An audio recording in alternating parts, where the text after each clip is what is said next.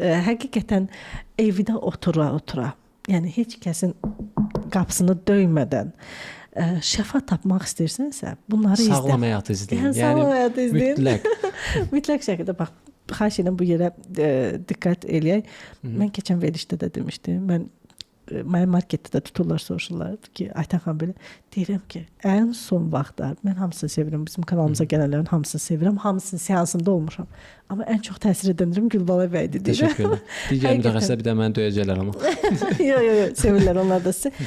Çünki siz başqa yerdən gedirsiniz. Sizin yanaşmanız, taktikanız tamam başqadır. Nəysə kəsməyim, buyurun. Necə olur proses? Evdə oturub necə şəfalansınlar, belə deyim. Evdə oturub şəfalanmaq üçün yenə qayıdıraq həmin şeyə. Birinci özünü tanımalıdır insan. Ki özünü tanımadan, nə istədiyini bilmədən, özündə nəyi dönüşdürəcəyini bilmədən pozitiv baxın nə qədər şuuraltı haqqında kitablar oxuyurlar. Mən həmin insanlara deyirəm ki, məsəl üçün 10 dənə şuuraltı haqqında kitab oxumaqdansa, ona pul xərcləməkdənsə, bir dənə get seans al. Bax, burada konsultasiyada həmişə dediyim bir şey var, onu buradan da demək istəyirəm. Çünki buradan izləyən insanlarda yanlış bir düşüncə formalaşmasını istəmirəm.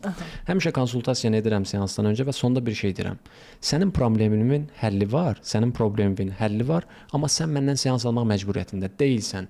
Get yaxşı bir mütəxəssisə, get özünü dönüşdür. Bunu da ona görə əmin etmək istəyirəm insanlar ki, insanlar bəzən düşünə bilər də, insandır. Deyəcək ki, ağıllı-ağıllı danışır ki, gedim ona pul verim, qoy mənə seans eləsin. Amma dönüşün, yəni özünüzü müşahidə edin. Həyat o zaman keyfli olur, maraqlı olur. Özünə ki odaqlandığı insan özünü müşahidə etməyə başladı. Əmin olun, nə başqalarının qınamalı şeylərini görür, nə qeybətini edir. Sadəcə özü üçün huzurlu bir şəkildə yaşayır. Bir də olumlamalar yenə deyirəm, dəstəkləyici bir şey kimi görün. Daha dərindən çalışın özünüzdə. Mən həmişə tərəfdarıyam ki, rəğmən yaşamayaq həyatı. Yəni narahatçılığım var, buna rəğmən yaşayıram. Qorxum var, buna rəğmən addım atıram. Sən bunu dönüşdür də, yəni huzurlu bir şəkildə yaşa. Bunun üçün də şuuraltı səviyyəsində iş görmək lazımdır.